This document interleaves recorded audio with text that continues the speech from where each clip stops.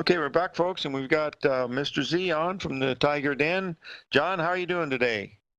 Hey, Larry, I'm doing really well. How about yourself? I'm good, looking good, feeling good, as the Valentine and Mr. Winthrop would say. What's up, buddy? Yeah, very good. Say, would you help me, please, with the daily charts of COMEX East Gold and secondarily Barrick Gold Stock ABX? But the help on East Gold, is that daily chart pattern one that could have been bottoming last week as you see it, please? You know, John, I believe that it has, and a lot of it, of course, be related to what happens with the euro and some of the other currencies because there's such a strong correlation, with the U.S. dollar. But yes, it has a very bullish pattern. We're seeing the same thing in silver. I posted the chart of the ABX in there, and you can see that big 1.618 expansion that it made down there. And now with the news, I don't know whether it's going to mean much or not, but it's certainly telling us that a bottom is certainly very, very close in here. But the gold chart long term, to me, looks very, very bullish. That's what I see. Larry, could you possibly post that daily or 4-hour East Gold chart in the Tiger's Den, please? I certainly will, John. Let's start out here, and what we'll do is we will take a look at the first of all, I want to do the daily first because this is the one that I think is controlling. I'm beginning to believe that there's a chance that we might get down to that 1186 level in the gold. If we do that, I think it would be an absolute incredible buying opportunity. But let's just look at gold on the 4-hour. Let's get it up here so we can see it better. And I think it just take me 1 second. So be right here and we'll be just fine. I just have to move it over.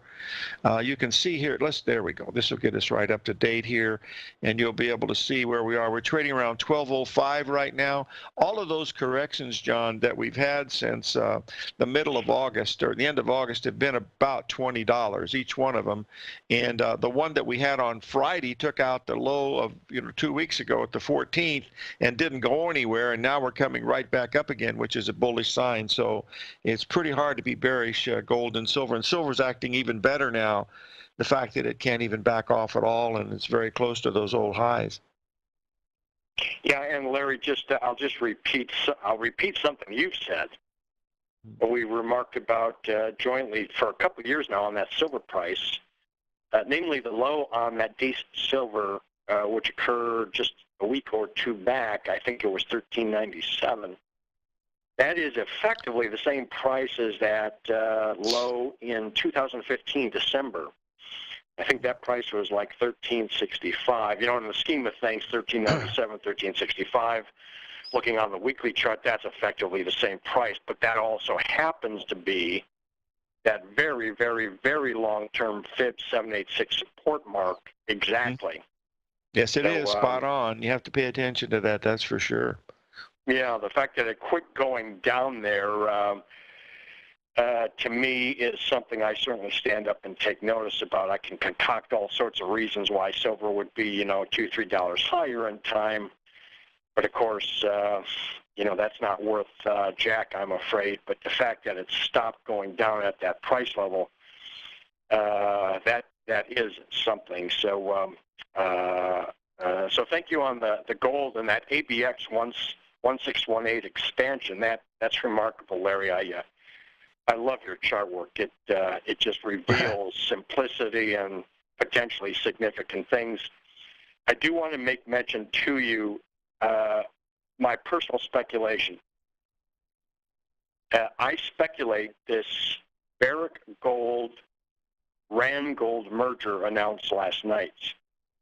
I believe that event is as pivotal to the gold price right now as was the Barrick issuing of stock to cover their COMEX shorts back September 8th of 2009 when gold price was at 1,005. That was a pivotal moment, and I'm not going to go into all the whys and wherefores, but that moment back in 2009 and this moment today, right now, I speculate are pivotal moments that are linked, connected for very similar reasons. So we shall see. Mhm.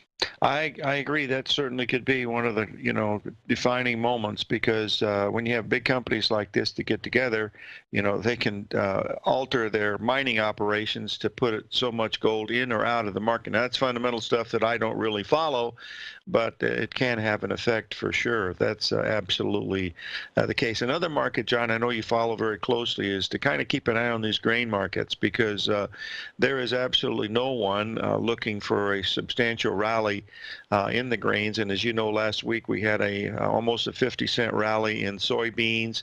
The soybean oil that you told us about has moved almost $1,000 up. So these markets are acting a little different than what the fundamentals that they're telling us in the news is. So I'm keeping a close eye on those. I don't know. How about you? How do you feel about that?